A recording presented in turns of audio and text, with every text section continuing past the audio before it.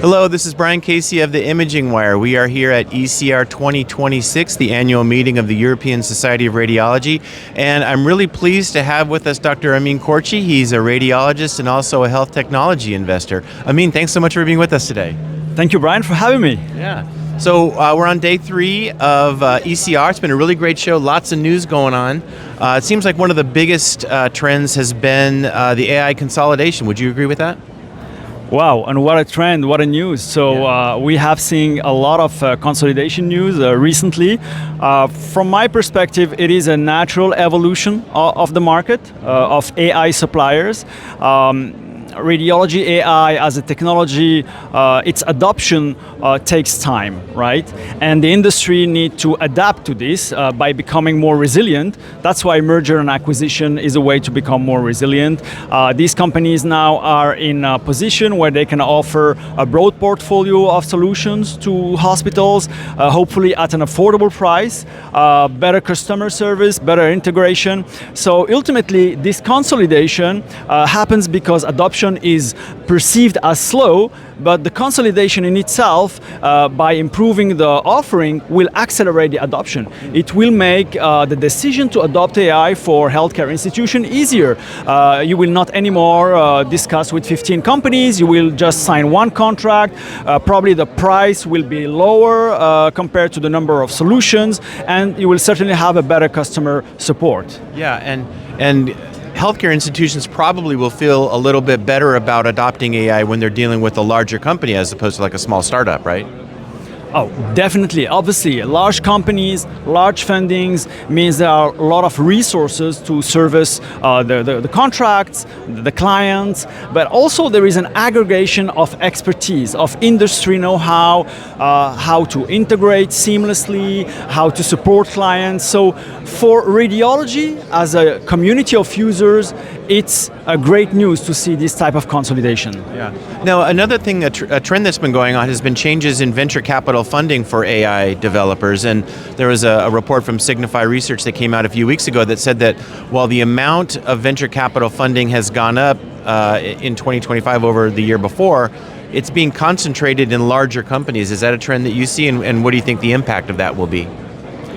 Definitely. So we have seen what is another form of consolidation, the consolidation of capital, funneled and concentrated in a handful of companies that are market leaders. So this is a choice of investor, makes a lot of sense because the adoption is slower than expected compared to other investment areas like consumer technologies. So they concentrate on the most likely winners.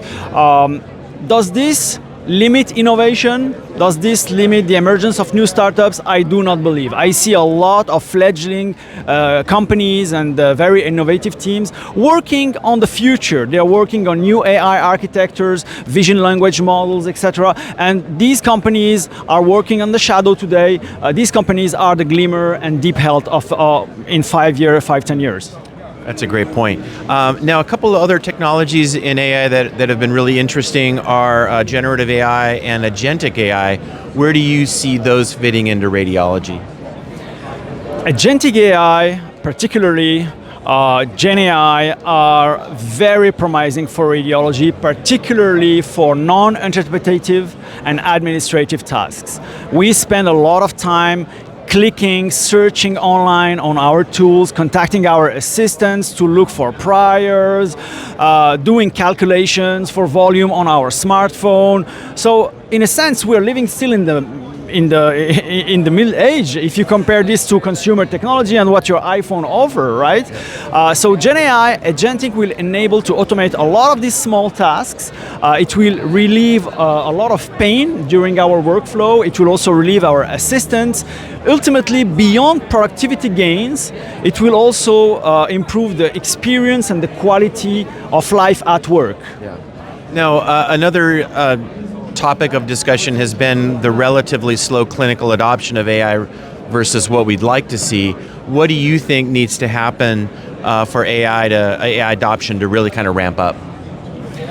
I really like this discussion because everybody say that adoption is slow, but in medical technology, in healthcare, the adoption of AI has been very rapid indeed if you compare to other technologies, because healthcare is a complex system where the user of AI tools are not the buyers are not the beneficiaries, and also for safety reasons, you want to make sure these tools are safe for use for patients. There is no margin for errors, primum non nocere. So I'm not alarmed by the pace of AI adoption, and I do not believe we need anything fundamentally new for AI to be adopted. What we need is time, what we need are evidences. Having said that, there are a couple of things that could make the adoption easier, that make it faster, and the first will come from the industry. The industry, by offering broad selection of software at an affordable bundled price, by integrating these tools seamlessly in our tools, and by offering a great customer support, they will facilitate the decision to adopt AI, and they will facilitate also the decision to keep AI in hospitals. The second magic ingredient is reimbursements, right? Reimbursement will align incentives between all stakeholders and decision makers, and we have already some CPT codes in the US, some initiatives in Europe, like in Germany. It's still burgeoning, but that would be really the boost for adoption. And I would say the last but not least element that will support adoption is education. Education and training of the radiology community about what AI can do, what AI cannot do, how to select AI tools, how to integrate them in our workflows, how to participate in its development. And all these, all in all, will strengthen and make AI adoption sustainable over time. Awesome, some great thoughts. Dr. Amine Korchi, thanks so much for being with us. It was a pleasure. Pleasure is mine, Brian. All right, signing off from ECR 2026, my name is Brian Casey.